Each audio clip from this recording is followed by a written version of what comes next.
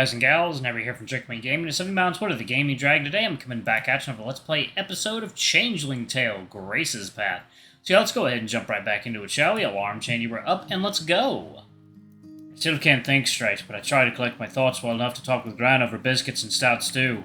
It's hard, though. My brain is a pile of mush, unlike tonight's meal. Did you ever get to see the McLeods, dear? Oh yes, I did. I spent some time helping them with a few tasks. I can tell. You smell like a herring cannery. Oh, I'm sorry, Gran. I'll wash up tonight, I promise. It's not a bother. You're lucky I like fish. Good thing we all like fish. So how is she? She's doing alright, all considering. I can imagine what she's going through. It's such a big change. Such a surprise, too. Yes, it definitely was. Wait, what exactly does Gran know? I'm getting nervous and confused. I sympathize. It felt very similar when it happened to me last year. I just about spit out a spoonful of stew. Eh? My eyes must be as large as saucers. Jessie leaving. It's just like when your parents left town.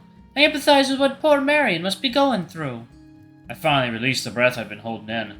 News of Jessie's departure certainly traveled quickly through the rumor mill. Oh, yes, of course. Poor Marion. Such a lot she has to deal with. And just so much. You're a kind man to look after her, especially with that wily little sister of hers. I choke on my last chunk of stale bread. Wily? She's always been a treasure to me, a wee spark of wit. I truly love that lass's sense of humour, but oh, what a handful. I'll say. Well, I agree, she's quite the what? The catch? She'll keep Marion on her toes, that's for sure. On mine as well, if she ever has another growth spurt. Just keep an eye on Marion, will you? Make sure she's able to adjust comfortably. It's the least we can do after all she did to help me with when your grandfather passed. I sure will find myself with the McLeods quite often, Gran. Wonderful. Marion will be so thrilled. She's so deserving of such a good man's attention. Gran winks and knot forms in my chest. Oh, Gran, if you only knew. I try to steer the conversation safely back to church gossip, racking my brain to remember one of Gran's stories on which I can follow up. Ah, speaking of, what's the latest news of Gemma's hunt for a beau? Has her mother's matchmaking efforts borne any fruit? Okay, at Maggie Tights, she's trying her best. I imagine it'd work out about as well as Gran matchmaking for me would. Or Grace matchmaking for Marion, for that matter, albeit for completely different reasons. I wonder will she really follow through. Maggie, that old mare. She started a quilters group that meets on Friday to try to introduce her daughter to some suitors. Suitors? Who quilt? She's providing all the homemade cordial you can drink.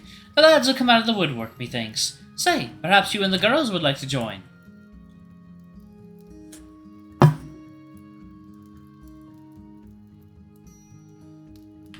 I crack a smirk at the image of a room full of quilters, staring at Grace as her flippers fumble with a sharp needle. Thanks, but I'll pass, Gran. As for the girls, I can picture Marion being handy with a needle and thread, but Grace, not so much. Let me know, at least. Now, will you be a dear and clear the plates? All this excitement has worn me out. It's straight to bed for me.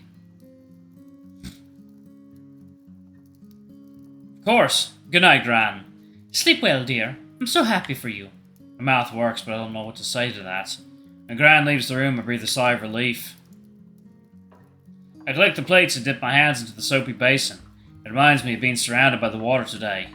I know I'll see Grace again tomorrow. I have to find a way to figure out what we are, or if there is even an us, beyond the fooling around Grace seems so intent on. I also have to make sure Marion finds peace with her sister's changes. With all these tasks, I wonder if I shouldn't write a checklist to keep them all straight. It's not your responsibility, chides my Gran's voice inside my head. What will be. It's all in the good Lord's hands.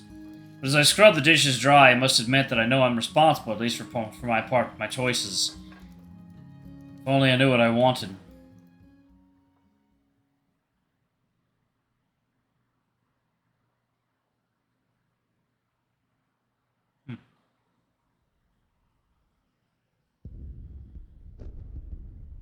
At night I dream of the trenches. I'm cold and so hungry. For my mess kit I gorge myself on mouldy rations and spoonfuls of molasses. I heard the explosions and gunfire, but I'm completely frozen immobile. Others around me scream for help and I'm able to assist. As the noise grows in intensity, I keep eating and eating, unable to satiate my hunger. Rain starts pouring down, the wet drops pounding on my skin. The rain turns into a downpour. The waters rise, flooding out the trench, and the soldiers can't scramble over the slippery walls to evacuate. Still I eat, scraping every last drop of sweetness out of the molasses jar. When the water reaches my chin, I feel something within me change. My body grows larger, fuller, ballooning out like my stomach could burst. I drop the bottle. I notice my hands. My fingers are gone. They've melted into flippers. The mayhem is too much to bear. I dive into the muddy water, now raging like rapids, and swim and swim and swim. I never raise my head up out of the torrent, despite the dirty filth that blinds my vision. Instinctively, I have a course I must follow.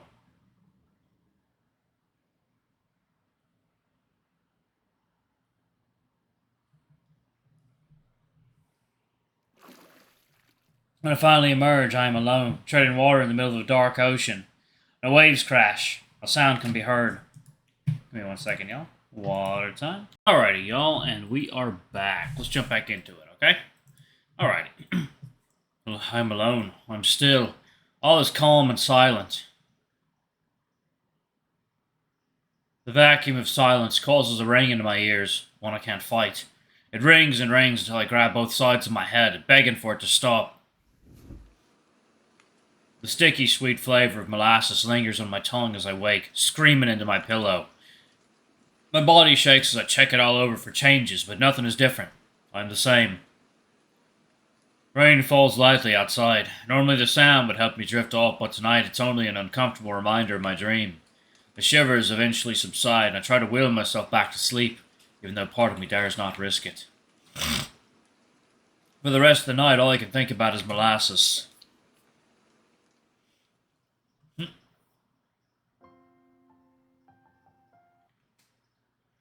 Alrighty. Along the footpath to the loch, I pause to take a deep breath. The fresh air fills my lungs, and I try once again to still my mind.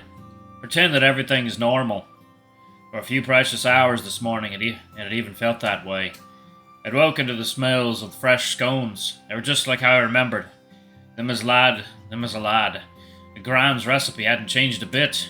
Next, I went out and tended to the herd, falling into the familiar rhythm of their handling and care. Hazel made a fuss as usual, all par for the course.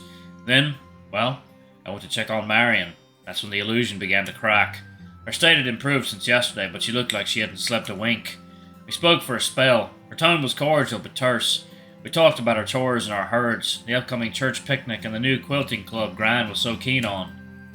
We touched on everything, really, except Grace. It was a subject we were both avoiding. In fact, it was as if yesterday hadn't even happened. We both knew better. In the end, I gifted Marion some of the Gran scones and bid her a good day, reassured that she was doing, in some measure, better than before.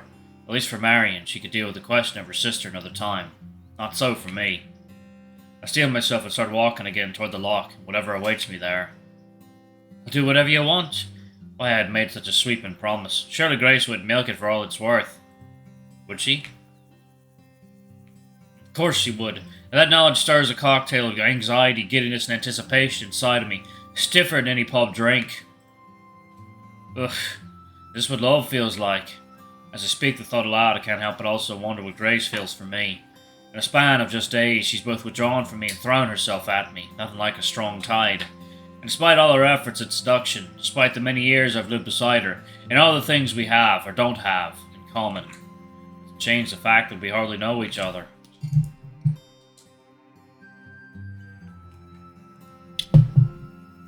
If I'm being honest, perhaps we don't even know ourselves, or rather the current state of ourselves.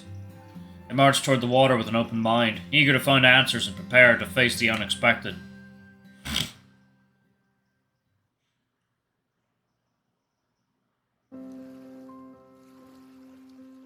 When I reach the shore, my eagerness turns to worry.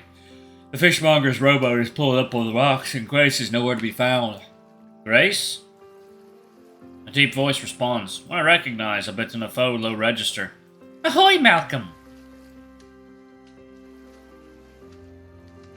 Grace, what in God's name are you doing with that thing on your head? And where's the fishmonger?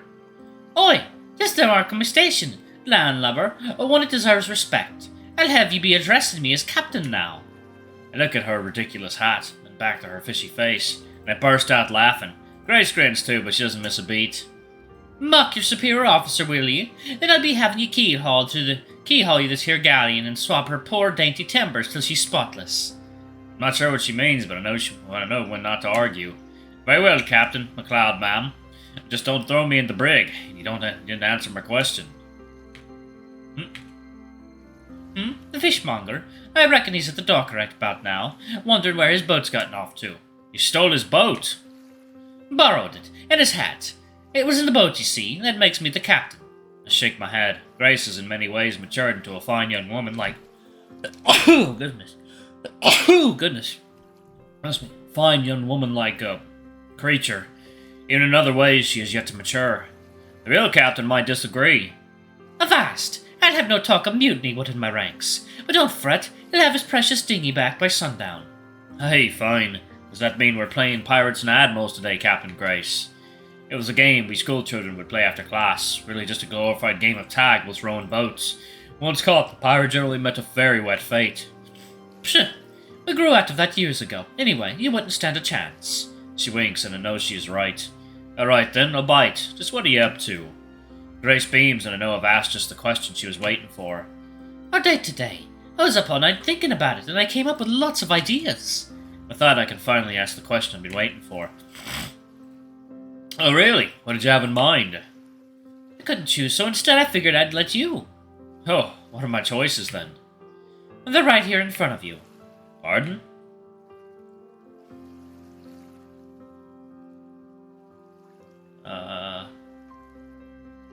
Weird rock, possible body part, and boat. Okay. Alright, y'all, I'm going to go ahead and pause it right there. Thank y'all so much for watching. Don't forget to like, comment, subscribe, ring that notification bell, and check out our Patreon if you can. It always helps. Anyway, I love you all, and I'll see y'all in the next video. Bye-bye!